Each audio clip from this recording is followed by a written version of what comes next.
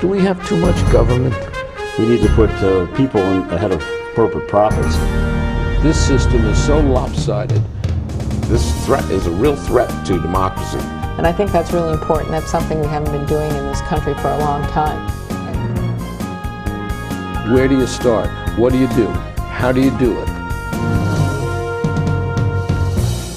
Access to Democracy and other Eagan community television programming is supported by Thomson Reuters, makers of Westlaw Next and based in Eagan. Through Westlaw Next and other innovative online services, Thomson Reuters is the world's leading source of intelligent information for businesses and professionals. Online at thomsonreuters.com. And by U.S. Federal Credit Union, the member-owned financial institution offering service, value, and experience you can trust to the greater Twin Cities community.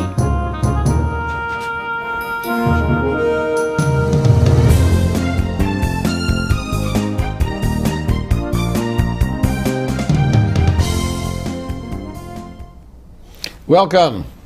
Access to Democracy returns with a longtime and favorite guest.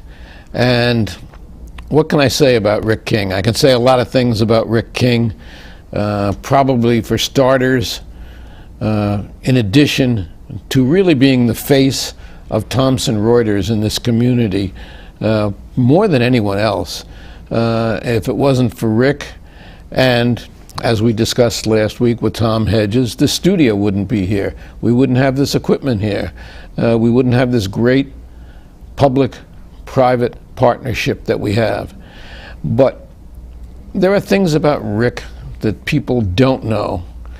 Little did he think when he was teaching school in the Chittenden School District in Vermont some years ago that he would be the COO-Technology that was a long time ago, Alan. of a worldwide, I told you there were a few surprises, world-class skier, had to choose between becoming an Olympic skier and going into technology. He chose technology. I was going to say your research people were very good. Now I'm wondering what happened. Well, they obviously didn't use Westlaw. But you are a good skier, and it is a favorite sport of yours. And you love going to Switzerland, among the many countries that you have gone to. In fact, that's one of the questions I wanted to ask you. How many countries have you visited since you arrived here in 2004? Oh, that's a good question, Alan. It's interesting. My wife bought me a magnetic world map that hangs over my desk at home, and there are electronic pins in all the countries that I've been to. And then I've been to all 50 states, but that happened before coming here, which was my first goal. And then the country-wise, it's been 25 countries. 25 countries. Britain, yes. Switzerland, yes. Germany, yes. The Far East, yes. China, yes.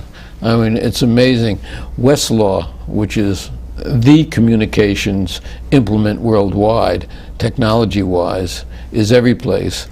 And with that, I guess Rick King has been every place. Well, Westlaw, we have over 20 services, Westlaw, for the actual legal system of those countries in their language.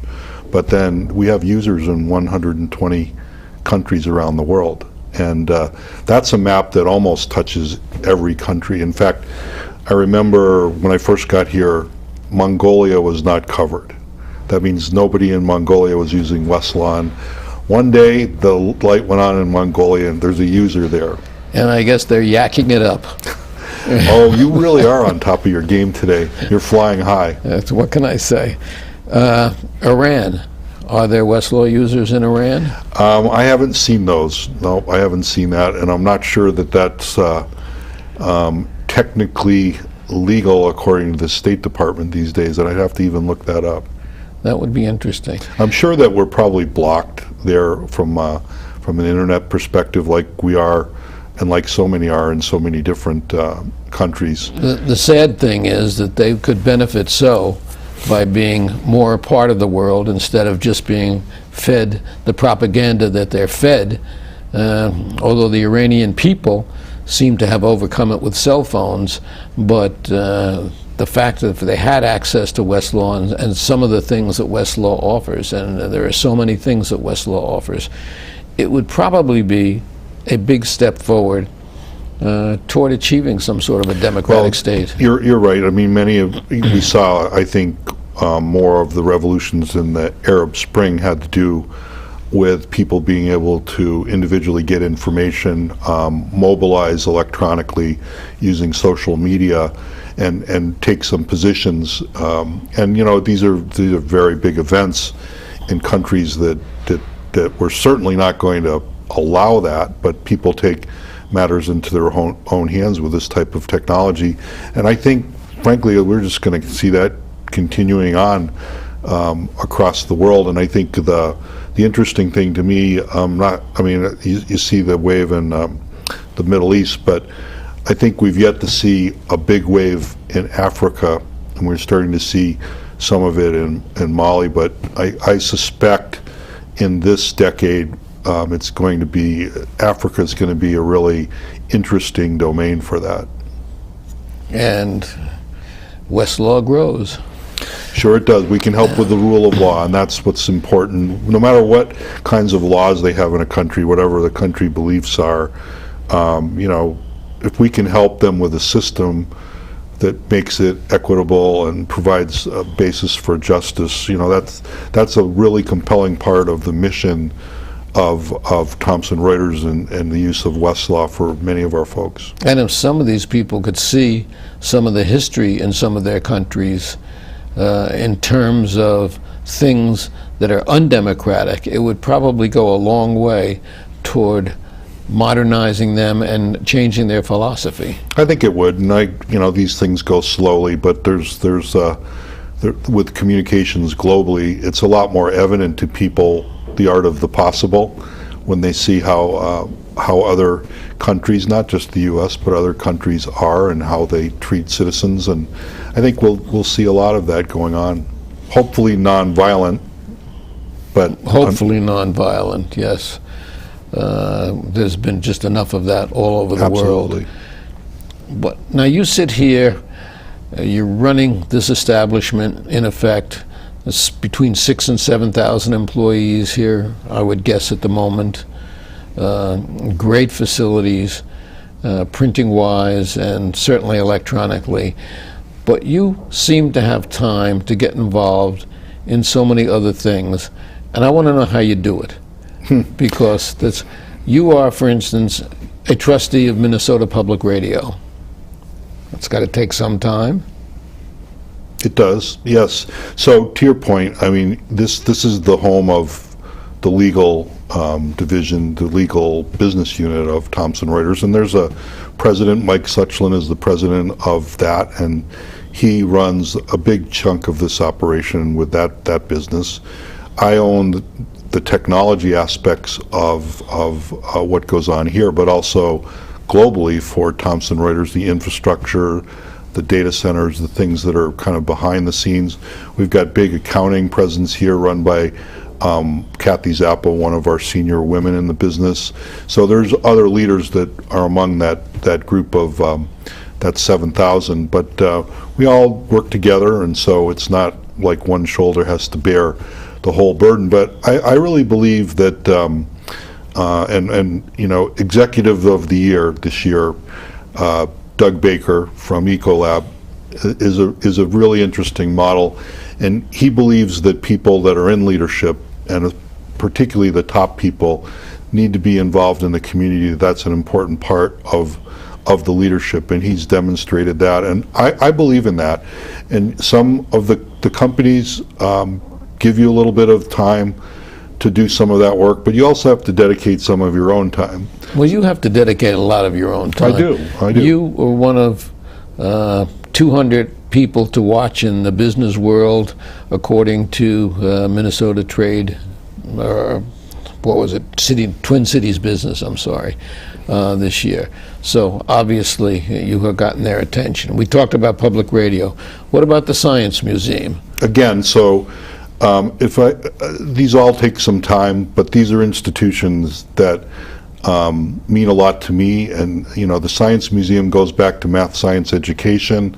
I've put a lot of energy into that in the state. That ties into work we've done on broadband, and it actually goes back to some of my roots as a math teacher, as you indicated earlier, that I believe that training and background in science, STEM, science, technology, engineering, and math, is one of the things that we need to pay close attention to in our country, that we need to continue to be in a leadership position in the world. So I hope the Science Museum, if the thousands of kids that come in there every week just get a little more interest in the science area because of their visit there, we've done our job. Because science has been one of those things that gets cut back in the public schools. We don't have as much. Unfortunately, and our standing in the world has dropped in both math and science, what they call the STEM. Exactly. So my feeling is places like the Science Museum can supplement that. We have teacher training programs. We have stuff for the kids. People bring. It's one of the few field trips that people still do, because with fuel prices and bus costs, they just don't do that anymore. But we're able to bring scientists to kids, or kids to scientists, where a school district just doesn't have that capability, particularly the small ones. Now, you mentioned broadband. Former Governor Pawlenty named you the chair of the High-Speed Broadband Advisory Commission, and you found the time for that. The current governor has named you to the Technology Board, or I'm not sure what the title is, but the Governor's Technology Advisory Commission. Right. You find the time for that. We go over to the Carlson School of Management at the University of Minnesota, and you're on the advisory board of the Carlson Global Institute. You find the time for that. You were very instrumental in setting up the Chinese program at the University of Minnesota, and very involved with that. I got an email from your wife earlier today saying, I haven't seen him in 2 months, could you please send him home?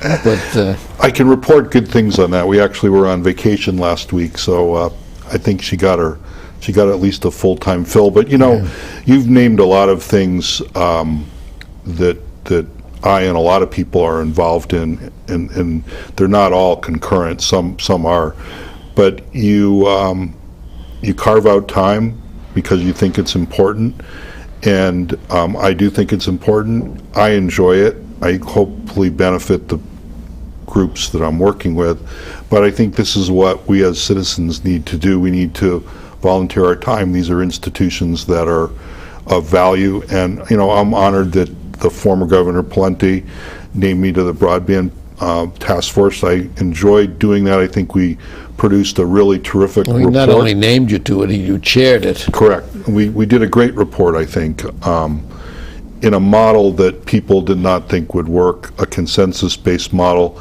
with people that normally don't converse and talk very well together. And we did it. We had our disagreements, and it's a model to me for how we ought to look at government working. And I'm also pleased to serve capacities for Governor Dayton. I think these Two things are important. capacities for Governor Dayton, because in addition to the technology aspect of it, you are a commissioner on the Metropolitan Airport Commission. Right. And as you know, Alan, yes, that's true. I love aviation. It's sort of a passion of mine, an interest of mine, and I think that the good part about the MAC Commission, I really believe that it's good for them to have a business person on there to really think about some of the questions that come up from a business perspective, from a large employer in our state perspective. And I'm 2 years into the 4-year term on that, very much enjoying it. And Seeking to become a pilot? I am. I haven't done much with that during the winter. It's a little cold, but I think we'll have that wrapped up by July, hopefully. And did you get that inspiration from your dad? My dad was a pilot, not a commercial one, but a private one. He actually started his license when he was 50, and he ended up buying a small used plane, and he and my mother flew around quite a bit to places, and And he still does. and he's retired from flying now. He sold the plane, but he did up until he was probably 75. And the thing that I saw with him, which I didn't realize at the time, was that after you retire from work, like he had at that point, these things kept him really sharp. There's a lot of analysis and planning you have to do to plan your flights and keep your plane in good shape and keep current and take medical exams, and all of these things, give somebody who is used to a rigorous schedule, who's now retired, a lot to keep going with. He did the things that a lot of new pilots don't do, which is why we see about a lot of unfortunate incidents from pilots who want to do it the fast and easy way as opposed to the proper way. Yeah, I think like everything that you can cut corners, and what you see are a lot of the situations in aviation. It's always clear when somebody's done that, because it's a big deal when something's reported. It takes more uniqueness to have an auto accident reported. There are many, many more auto accidents than there are airplane accidents, and there are many more injuries that way. But the airplane ones tend to be more intriguing. Knock on wood, airline ones have not existed in that, in the last couple of years. Hopefully it'll stay that way. Knock on wood, absolutely. Yeah. That there's a lot of safety factors, but on a personal point, if you're the pilot, you're taking your own, responsibility for you and your plane and whoever's in it, and all the people that are underneath you, and I think that should be taken quite seriously. And I think people like my dad and most of the pilots I know do. In the commercial world, they got 150 people who paid to fly somewhere behind them, and they've got that added responsibility, and I think they take that very seriously. I think for the most part that's absolutely true. Now, when you were back teaching school in Vermont, did you ever envision that you would be sitting here today in the position that you have with Thomson Reuters? Never, Alan. My goal in college was to become a school superintendent. So all of my visioning was, what do I have to do to get there? So I went, I got my teaching credentials. I got a great job in a good school district. I got my master's degree. I got my administrative certification. I started to do some administrative work. And then I suddenly realized, that job is not what I envisioned it when I started. And I got really hooked on the technology aspects of what was going on in technology in education. So the first job after being in education for 6 years, I left to become part of a company that sold software and hardware to education. You had the foresight to see what was happening in terms of communication, in terms of technology. And the reason I ask this, because I think that your involvement in so many civic things is really inspirational, not only for our crew here, most of whom are in college or high school and volunteers, but the fact is that you find the time to do the things that you can do, that you want to do, that you enjoy doing, and you spread really your net very far, and it really becomes something that's very satisfying in life and something that you never anticipated. It's true. Says he, sitting here after 14 years of this television show. Well, you've created something here where you get the influx of a whole lot of students that you work with, and that keeps things fluid and new. And you've made a lot of contacts here in the show. And I think it's very similar as I think about it. And I want to tell everybody how lucky they are. I've lived in 13 states, Alan, and this state of Minnesota is one of the most approachable from any point of view that you want coming in. If you want to participate, you can. If you want to participate in government, there's a way to do it. If you want to participate in civic groups, you can. People don't exclude you. You don't have to put in your time and dues. You don't have to make huge 5-figure donations to political people to be considered for something. You're considered here on the basis of what you do, what you say, on your merits. That's not true in a lot of states, so it's very approachable. And I would say to people, get involved. There's more opportunities than you think. And I've met so many unbelievable people in the process of these involvements, people that you just wouldn't meet. I mentioned Doug Baker. He's one of the people that I met. I'm not saying he's my close personal friend, but we have a relationship that you wouldn't have otherwise. Only Sid Hartman has everybody who's his close personal friend. Absolutely. And, you and I have a few years to go before we catch up to Sid. Maybe we can do it too. But I think that a lot of the dessert of life are all these relationships with people and listening to them and understanding and learning from them, whether they're younger than you or older than you. And you only get that with a really good networking. Involved in activities is the best way to get a chance. You create your own network is what you do. Right, exactly. And I have to say that this show has opened so many doors for us in terms of contacts and people who we know, yourself included, that we wouldn't know otherwise. Having the governor here a few weeks ago, having Senator Klobuchar, having Senator Norm Coleman when he was here, having members of Congress. Exactly. And a lot of local people, local businesses, people who don't normally get really the opportunity to talk and to have people know who they are and what they do. And local well, you mentioned restaurants. earlier too the studio and how we kind of came to be with that here. But just having your show here and you bringing in those people, there are many of those people that don't know anything about our business. Now, some of them do, but the majority of your guests don't. And they're coming here now. They come into the building. They know something about it. It's a start, right? And you can jump off of that start. And, how did that happen? Well, that happened. That was not anybody's goal. That was just a byproduct of doing something that made sense for other reasons, right? So I think that's the cascading opportunity that people don't always remember.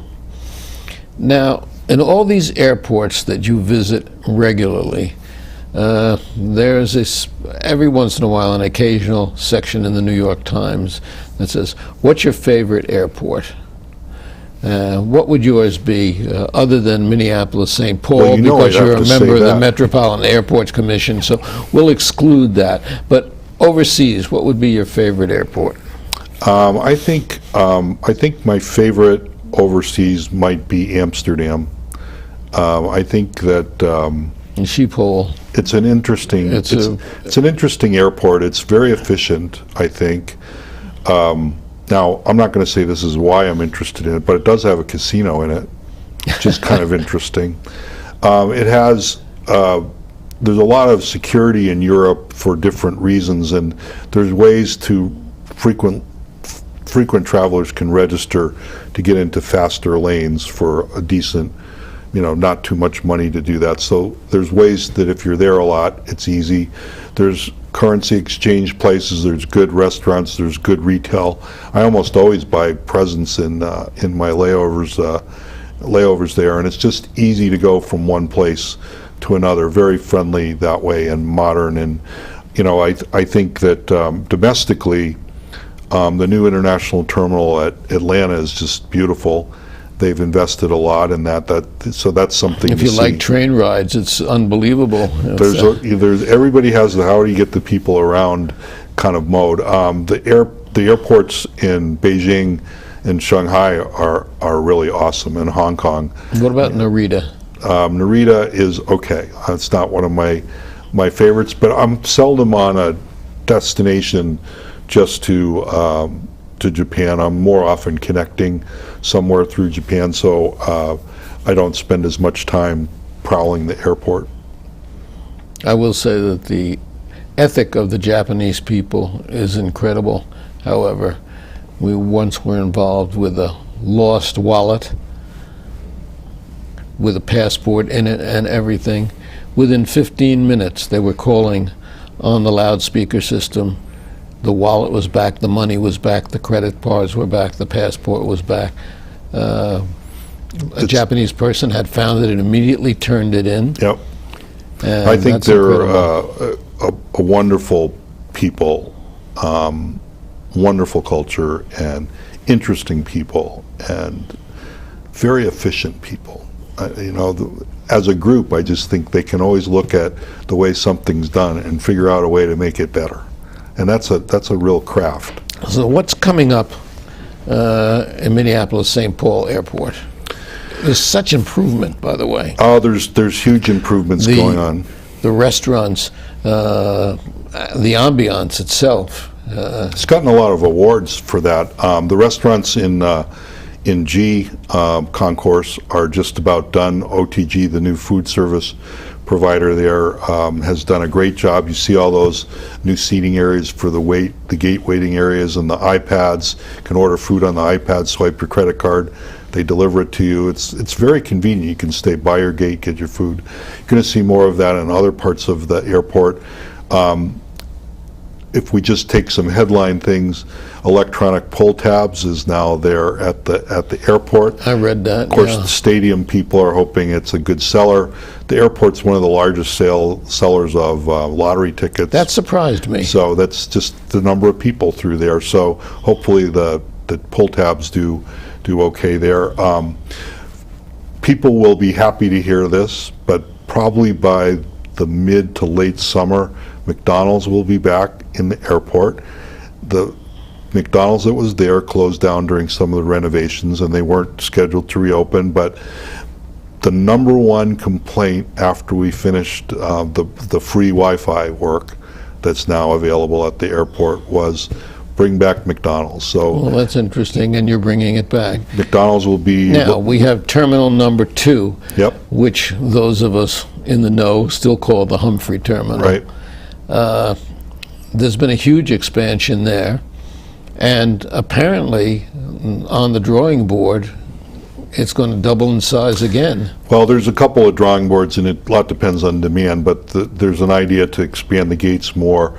What is being expanded now is the food service. There'll be a bigger the parking area will have some of the employees' parking split out from there, so there's going to be more parking.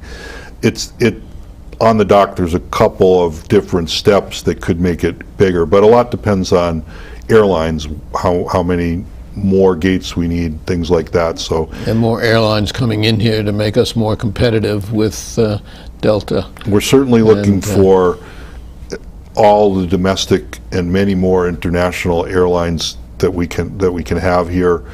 We've got all but Virgin America as far as domestics coming out of the airport, so we're doing pretty well on that part. And this has been a very different interview with you. It's just what I envisioned. We have actually gone through our entire half hour. We always So do that. I just want to thank you, Rick, once Thank you, again. Alan. And we'll have you back soon. Okay. And talk about some business things more than personal things. No problem. Thank you. Thanks again.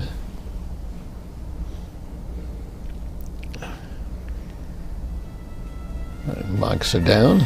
Good. Just the interview I envisioned. Good. I knew you had That's it. something in mind, otherwise you would have asked. Yeah.